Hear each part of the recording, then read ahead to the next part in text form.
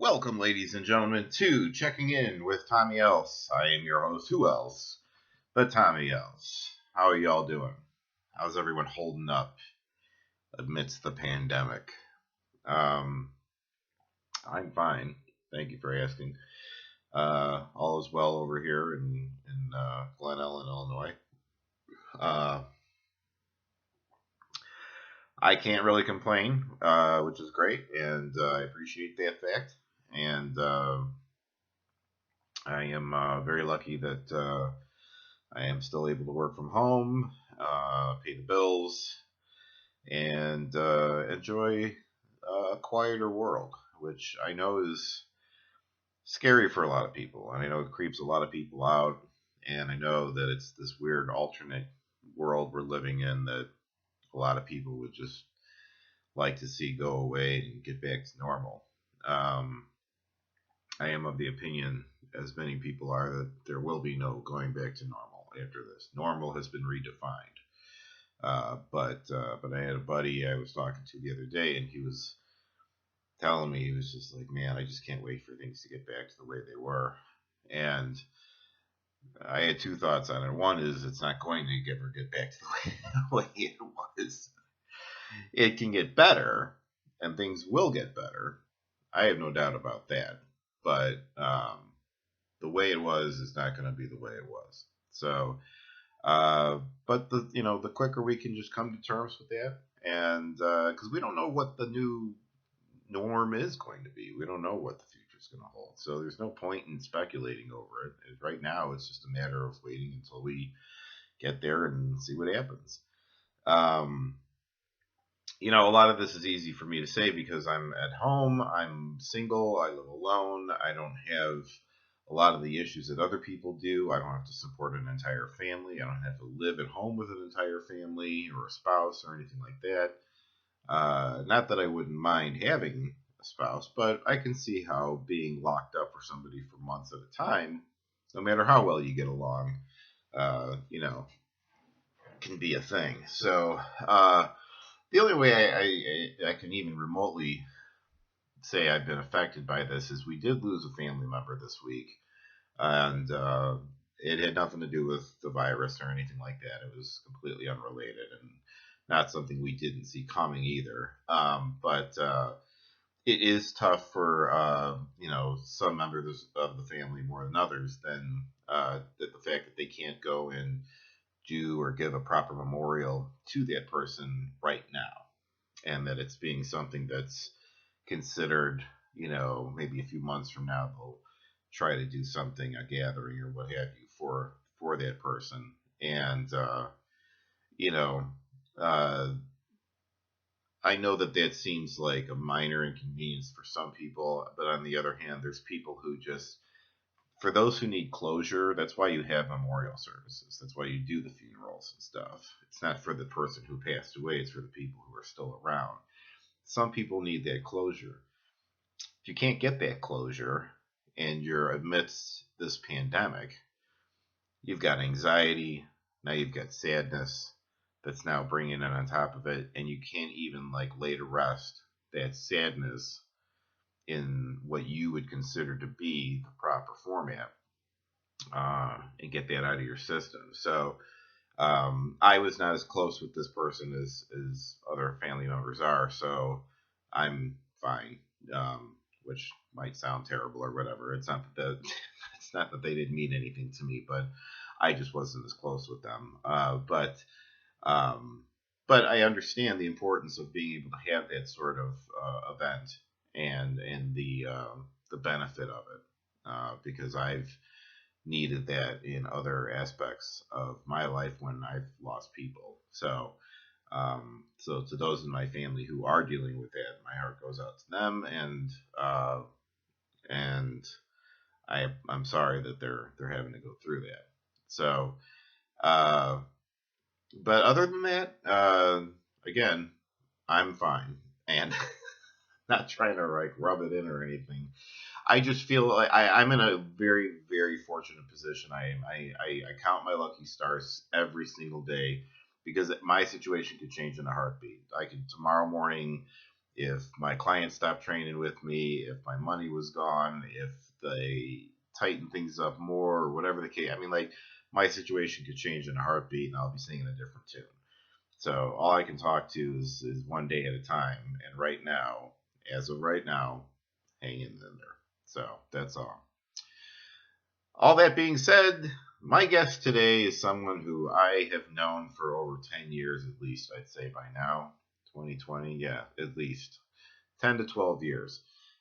We met initially as client and trainer, and we have continued that client trainer relationship to this day. She is still doing online training with me right now during this pandemic. She is a more than a client, though. She is a good friend, someone who has supported me in numerous ways throughout the years, coming out to my wrestling shows. Um, I've known I've known her since before she had kids, so I know both of her. I've known both of her kids their entire lives, and it's crazy for me to have seen them grow up from babies to where they are now and stuff, and it's weird to think that they've never known a life where I didn't come over to their house twice a week or whatever to work out with their mom. That's just the way that it's always been for them. So it's weird, but I love both of her kids. They're awesome. Her husband's an awesome guy. I love him too. He's great and good guy, and she's a blast. Her name is Angie Lilek, and she is obviously a wife and a mother of two, and so I thought she would be a good person to bring on to talk about how she has had to adjust to life under this stay-at-home order. She has to work from home, and yet she still has homeschooling to monitor as far as the online schooling that the kids are having to go through and what have you. So her daughter just turned 11. I want to say her son is 7. I could be wrong, maybe 8. 8 sounds probably closer, if I had to guess. Both just great kids. And so I thought she'd make a great guest. I brought her on. We had a good talk. And so without further ado, please welcome to the show, Mrs. Angie Lilek.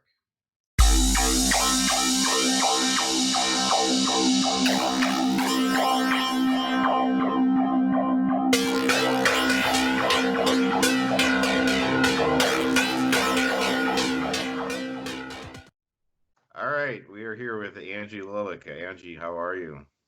I'm good. Yeah, that's not very convincing. Yeah, anybody else is right now, I guess. Yeah. So I wanted to have you on the show because you are a wife and mother of two, and you are quarantined with the whole family right now. And you've gone on the whole ride since the get go. So let's kind of back up a little bit and start with um, when the when the state decided that they needed to close down schools. They still hadn't told people that they had to stay home from work or anything like that. So you and your husband both work at the same company in the same room, for that matter, and now both your kids are going to be out of school. What was your first thought of like what you were going to do? Well, I figured it wasn't an option. I mean, if the schools are closed, I mean, I figured daycares are closed. So, I mean, and so we told work that it was on a Friday when we found out school was closed. So, I had already told work I wouldn't be in on Monday. Yeah, And they had already warned us at work that it was a big possibility. It was coming to be a work from home environment. Eventually, they hadn't made it official yet. But I definitely told them on Friday that we wouldn't be in on Monday because actually Gary planned on going in, my husband. So on Monday, but as the weekend went on, we were just, things really started. It went fast that weekend, that one weekend. It went fast. So I told him I wasn't comfortable with him going in. I think by the end of the weekend, he wasn't comfortable going in. So he stayed home on that Monday too. And it was still our office was still open that day, but it was the last day. And then everybody was a work from home officially on Tuesday. Okay. So, but we worked from home that day on Monday. We did work from home, and we've been able to work from home in the past. It's just never been a normal practice. Right. So now the kids are home, and you and Gary are home working as well. But the kids are, still have to do homeschool stuff. So they had e-learning, and how do you juggle that into your day as you're trying to do your work? Um, well, I get up early first so I can get signed on to work and get going and doing the stuff I have to get done quickly before they get up. And then they get up, I get them up, do their breakfast. And the first day was the worst day that we've had yet, was just the first day. And the only reason was because my daughter's Chromebook from school did not work that day. Yeah. And it was like the end of the world. So because now we have to figure out how she gets signed in, using a computer, which she's not used to, and things like that. So that was a horrible day. But surprisingly, the Chromebook worked the next day, and it's worked every day ever since, knock on wood. Um, so we've had good luck ever since then. So that was our worst day, actually, was the first day, that Monday. But both kids, they know where to look on for their assignments. The teachers put it out there by 8 a.m. They're pretty good on their own getting it all done. They ask us questions, and we take turns on tag teaming who's doing it, Yeah. and we'll ask as we're going, how you doing, do you have any questions, and I'm making sure that they're doing stuff. So it's not bad, it's actually working So well. so they've been relatively self-sufficient. Yes, they have. Well, that's Well, good. they get a little push sometimes. Yeah. Yeah, I know I would be quick to get lazy if I was at home, and I would not want to do work if I, wasn't at school. So, Yeah, the kickers are when they tell you, oh, this is optional. So in my mind, optional means just do it. right. Optional in their mind means I am not doing it. Yeah. Well, that would have been my approach too. I would have said it's optional. Why would I do it? Right.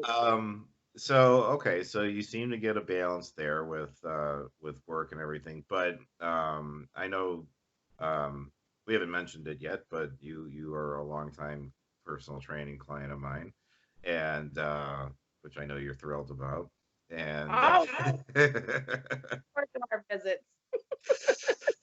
um, but you're finding a balance in all of this. But when I've talked to you, you've said that you feel like you're working almost harder at home than you are in the office. And is that because you're just more focused and there's really nothing to distract you, or I honestly, I mean, I've set my workstation up at the kitchen table, so I do everything at the kitchen table. I sit there, and it seems like there's a lot different communication with the people at work. It's all through emails and chatting and stuff like that, and we do a lot of phone calls. But it seems like there's a lot more of that going on, where it's a lot of distractions that way. So it's prolonging your day, and you're doing 100 different things all at once. So and yeah, I don't talk to people at work, and it's more I'm more focused here. So it's like when you're into something, you want to try to get it done and you keep sure, moving with it. yeah, I'm putting more, I'm putting more hours in now. Well, plus I get to save on the travel to and from downtown. So that helps. right, yeah, because you work in the city. Um, would you say how would you describe Gary's experience with it? Is he kind of in the same boat with you, or is he working just as hard as he usually does, or is it this?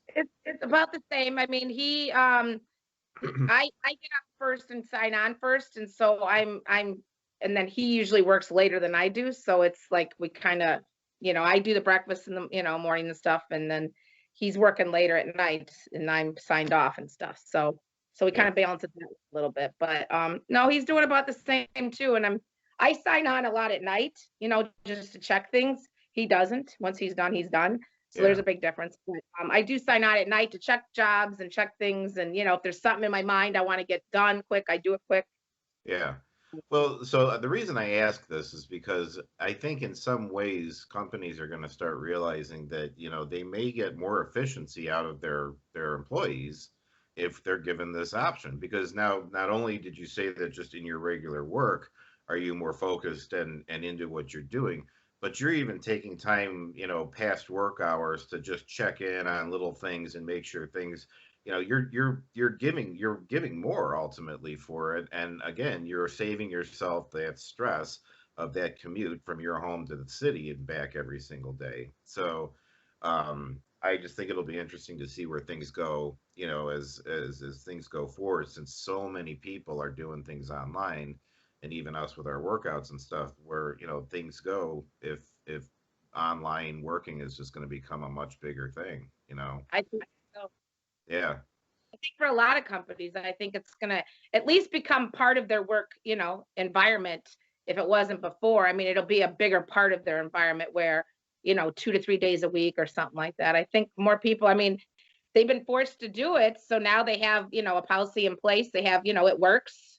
right. So, I mean, Yeah, there's procedure now and there's precedent and everything. And I've had people ask me, like, well, when this is over, why don't you just keep training everybody from home? And I still prefer to be there in person, so that I can show people how to do things better. And yeah, I know uh, but correct their harder. form, things like that. But I can now at least say that I can add this into the arsenal of things that I can do if we're ever in a situation where it's this or nothing, where we can just do a workout online. Because now, again, we figured it out, we know we can do it, and now it's another option. So, Definitely. yeah. So, uh, when you do get some downtime, and it's you and the kids in the house with your husband all day every day, you can't go anywhere. What are you guys doing with your downtime? Well, when it's been nice outside, we've been taking walks with the dog, and that's been kind of cool because, I didn't always take a lot of walks before. So you'll like that. Yeah. So we take walks, which has been kind of fun, doing different route every day and checking out the neighborhood. You're saying, and we're seeing a whole lot of people out there walking. I mean, a lot more people are walking these Oh days. yeah. And, we're saying hi to everybody. You're seeing more people around the neighborhood. So that's been a big part of what we're doing. And let me tell you, I'm cooking a lot. Yeah, that's what you've been And saying. the dishes are obnoxious. I mean, it's just so I'm cooking outside, it's 3 meals a day, not always three. A lot of times we'll only do two, but still, I mean, it's a lot of dishes. Well, So there's four of you, so yeah. yeah, yeah. I'm So there's only one of me, and that's still too many dishes for me to deal with. So well, you uh got rid of the dishes when you broke them. yeah. One of the things you were telling me about that you did though was you took a day and you set up a scavenger hunt for your kids. Yeah, Tell yeah. every That was well, they were doing e-learning every day. Well, then a couple weeks ago they had spring break, so they had no e-learning for the week. So I'm like, okay, well, I'm not going to let them do gaming all day every day. So I'm like, I got to come up with other things. So I did a scavenger hunt for outside on our walk, and they took their markers and their sheets of paper with them, and they were crossing things off and stuff. And then I did one for inside the house where they had to find different things. And I well, only wanted them. What? that's that's the nice version of the inside scavenger hunt from what I heard. What? But whatever. No, you gave them chores. It was like you had to, you had to read for 30 minutes or something like that. That's not a scavenger. That's a Wait a minute. Scavenger hunt inside. I told them they had to do five of the, I don't know, 9 of the 25, I think. And they negotiated with me if they did the whole card, would they get something extra special? And I thought, oh, okay, because I knew what was on the card. yeah. So I said, yeah, if you do the whole card, there'll be something at the end, something special for you. So that was their decision to do the whole card, not mine. So yeah, there was a lot of read 30 minutes. There was paint for 30 minutes. There was a lot of fun things. Find something with the letter that was red. Find something that starts with the letter L. Well, that stuff's scavenger stuff. Yeah, that is. But when I heard like read for 30 minutes, I was, that's like do the dishes or, take out the garbage. That's No, it's reading. I did. I know I told you, but I thought I would show you. I got the Uh, Easter cards. Easter that was cards. something we did on spring break. They made cards for all of our friends and family. Yeah. Well, So they're very nice. They're all handmade and individually written and everything. For those who don't know, Angie is a very craft oriented person. She cannot buy a birthday card for somebody. She has to make it from scratch, and it's a 2 week project. And you know, uh, but they always come out very nice, and it's very cool. And I think everyone appreciates your effort, but I think you put too much on yourself. Gets to be Christmas time, and it's like I've got 70 cards I've got to make by hand, and you've got an assembly line with all the kids working, and I don't know how to stay. say no. I put too much pressure on myself. So, all right, let me ask you this. Right now, it sounds like they're saying that they're more or less going to just say schools are done for the rest of the year. They Which did say, okay. So, um, with your work situation, if for some reason they let people start coming back to work, but your kids are still out of school, will you be able to keep working from home? Do you think? yeah, I don't think they'd have a problem with that at all. They understand that there's people who have kids at home. There's nowhere else to do with them. The fact that I can do my job at home and it doesn't, hinder, my progress and stuff. I don't think they'd have any issues. I mean, if they required us to come in, we could take turns, Gary and I, between the two of us going in. Yeah. I prefer to work from home. He actually prefers to work in the office, so it kind of works. Um, All right. Yeah, because I know there's a lot of people out there who are kind of they see this situation coming up on them where, they're getting, it's looking like, we're getting closer at some point soon that we'll have some people going back to work at least. But those people could still have kids who, need to be, watched or something, and they've got nowhere to send them. So, um, how would you say the government, whether locally or nationally, has handled this situation? um, I try not to watch a lot of the news. I hear a lot of the numbers and the stuff. So I I I don't read a lot about it. I don't necessarily did he, have they done the right thing? I don't know. I think closing the stay-at-home order, I think, is what we needed. I think it's the only way we're going to get rid of it. I think it needs to last a while. I don't want to jump right back in and everybody go back to work quick. I definitely am on board on that. I think the government, upper government, I mean, the country has dropped the ball on getting our healthcare workers the stuff they need to be taking care of the people. And I don't know if that's the government who did that or what, but I think somebody dropped the ball there because it's sad that the frontline people don't have the stuff they need to be taking care of the people they I, should be. They don't have the stuff to do their job. And I mean, that's, I think, a big problem. well, and it trickles down to us too, then, because if they don't have the equipment they need, they're there willing to do the work. But if they don't have the stuff they need to get the job done, well, that affects us too. So I mean, it's like everybody's screwed. But we're grateful that we have those people out there that are willing to do it. But you'd like to be able to think that they are given the tools they need to do the job. Right. So I mean, they're yeah. built from to go home to their families. I mean, they're exposed to it all day, every day. And then, I mean, they go home to their families. I mean, I can't imagine. So, So with a family of four, how have you felt about staying stocked up on your food and your essential stuff? I mean, from talking to you, you sound like you've been doing okay. yeah, I don't want to go to the store. So I have opted for the curbside pickup. So I place an order and I pick it up curbside and then I come home and then I wipe it all down and it's just a crazy process. I hate it. You're And already long before any of this. You are have already always been a big germaphobe to begin with. So this has got to be an especially trying time for you. yes, my husband is now appreciating how I was before. He's like, "Oh," so I had already had it down. Wasn't that extreme, wiping everything down from the grocery No, store. That's no, obnoxious. you're not obsessive, but I mean, No, there's it's offensive now. I mean, it's just obnoxious. I mean, it's horrible. It's another hour of your grocery shopping, and stuff. That it's just.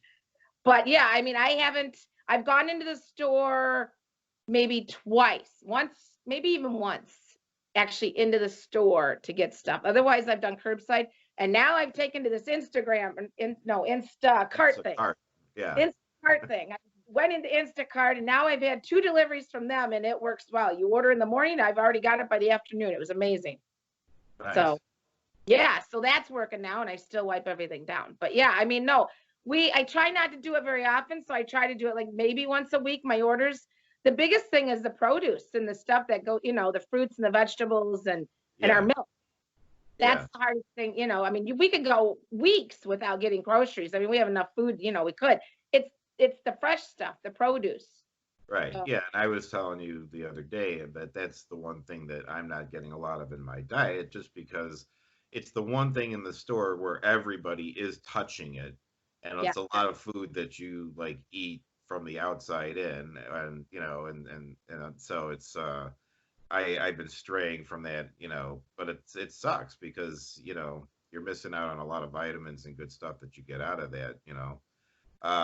I'm hoping, that that's another thing that people will start becoming more aware of their diet and, what foods do to them and how it make them feel and stuff when they're denied it for, one reason or another. Maybe it's just out of stock. Maybe they, just are afraid to have it because they don't want to get sick. Um, so yeah, so we'll see where things go there. yeah. Uh, so let me ask you, what would you say has been the hardest part of this entire thing for you so far? You or your family?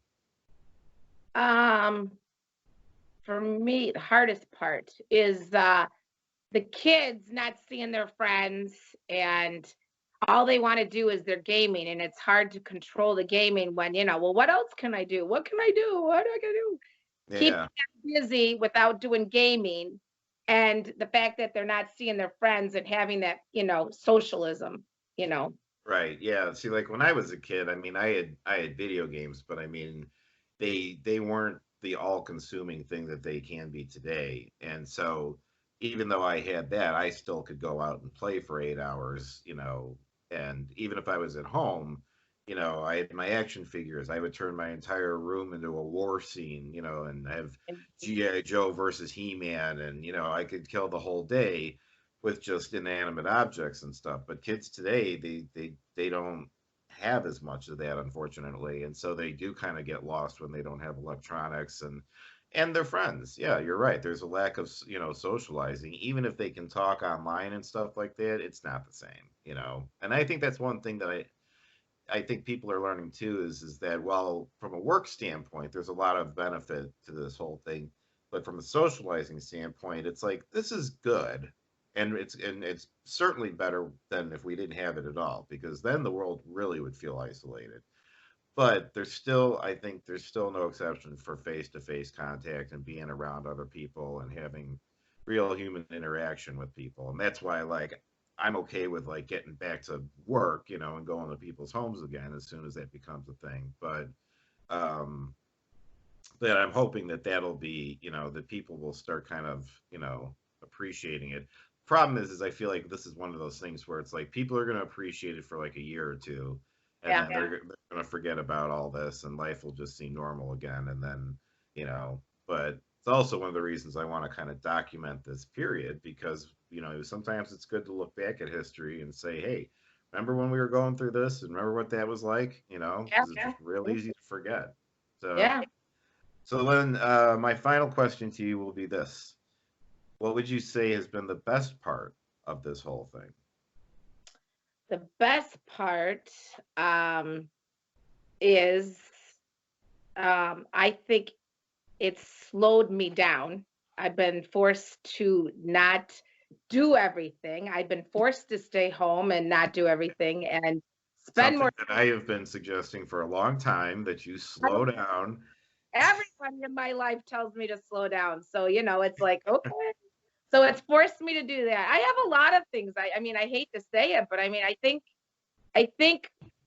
it's slowed us all down. I think it's slowed the world down. I think the world was in such a fast-paced motion and we were spinning out of control that I feel like almost like this was like the best thing, I hate to say it, you know what I'm No, saying?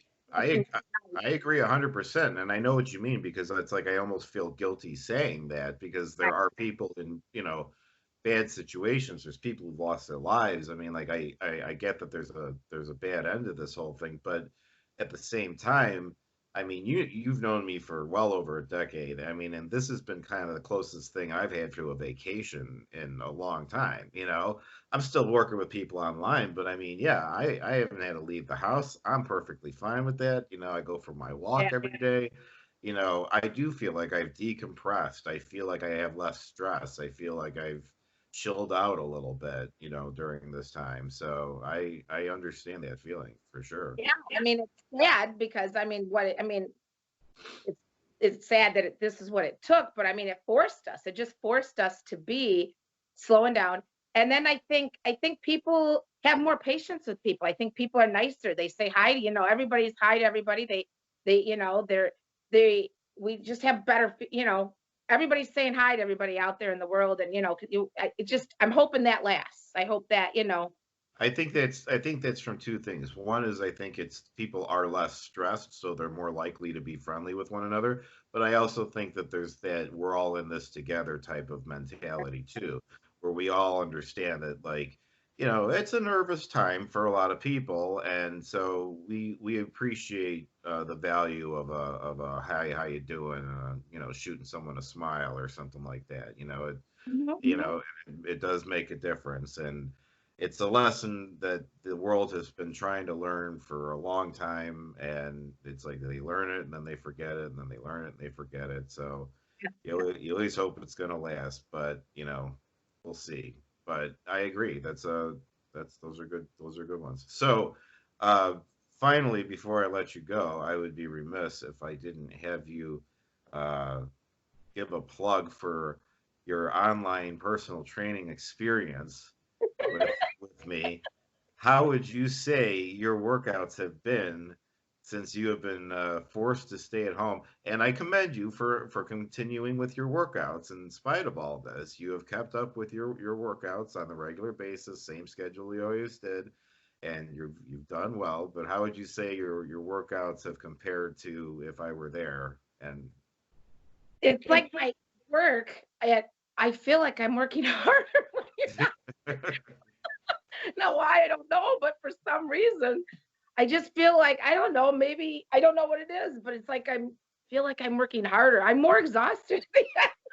yeah, yeah, you've been saying you so for some reason you feel like it's harder this way, but I don't know why, but I always feel good afterwards. So well, good. I'm glad.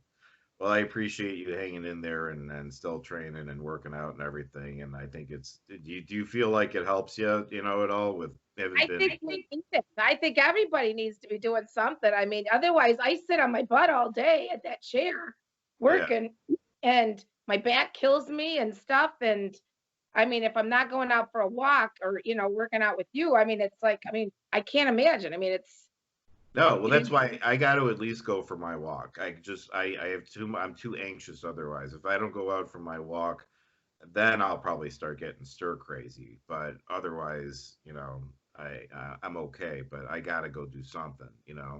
So I hear you. Well, all right. Well, thank you for being on the show. Thank you for coming on. I appreciate you sharing your side of the story on everything, and I hope you guys all stay safe and well. Um, and what I'd like to do eventually is hopefully, at some point or another, we're going to come out the other end of this, and we'll do a second check-in with you and find out how things went from now until then. See okay, and see how the second half of this thing goes. So, okay, uh, all right. So thanks again for being on, and be well. Take care, and I'll see you on Tuesday on Monday. No, I'll see you on Monday. tomorrow. Oh, tomorrow. Yeah, that's right. Yeah, we changed the schedule. Tomorrow at 3. All right. All Okay. right. All right. Thanks Bye. for being on. Take care. Yeah, you too. All right. Bye. Bye.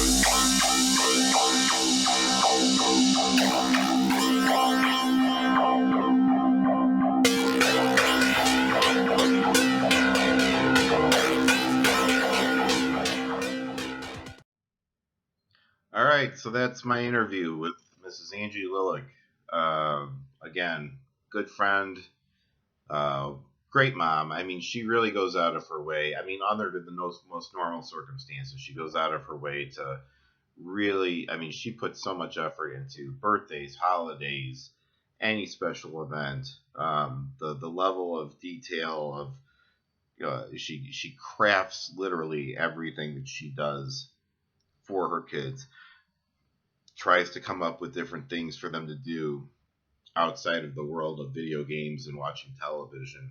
And she works very hard as a mother, and from a very creative standpoint too. I've always thought she does a great job with that. And like I said at the top of the interview, her husband is a really great guy too, and he um, just to give you as much as she does a lot of awesome things for her kids, like the scavenger hunt and things like that. This guy puts together a haunted house every year in their house, or yeah, it's in their house, and it's evolved over the years. But this last year, he did it in the basement, and as far as I know, it's still set up. But literally was down there like banging on, putting up wood and like building rooms and a way to get through everything and animatronics and lighting and all that sort of stuff. I I tip my hat to him on his Halloween game. I mean, very big, very awesome stuff. The last couple of years, they've given me the private tour of the haunted house once it was done. Um, Christmas time, yeah, he's out there, and I mean, that guy's out in the yard all the time. Putting up decorations, putting up lights. Um, I don't know where he gets the energy to do it, but I tip my hat to Gary Lilek. Uh, he's a great guy. He's a good father, and I think he and Angie play off of one another very well as parents. And I think that whether the kids realize it or not, they're very fortunate uh, to have that. And I'm sure that someday they'll look back on great times, even during this time of pandemic. Since the interview I had with her, it was her daughter's birthday, turned 11, and she had, which I didn't quite understand this when she told me about it, but I saw the video of it, and I guess I get it, but I'll continue to give her hell about it anyway. Uh, but she had I believe it was probably the Burridge police, come by in a car with the sirens going and the horns and everything, and then like I think a bunch of friends or the family or maybe her friends or whatever did like a parade around the block while her daughter sat on the front lawn or was out on the front lawn. They had balloons that said like 11, and everybody drove by and waved and everything for her just to do something to make her birthday special. But my point is it's that they go out of their way to do that sort of stuff for their kids, and I appreciate that very much. I think that's some awesome parents right there. To think of something like that, to make that effort, to do that. I've always told Angie, I think we might have implied it during the interview at one point, but she always overextends herself for the sake of other people. And while I do think it's in her best interest to learn to say no once in a while, she's just got a good spirit and a good heart about her, and does things like that for people. And you can't that's something you find every day. And so I respect her very much as a mother, and Gary, her husband, as a father.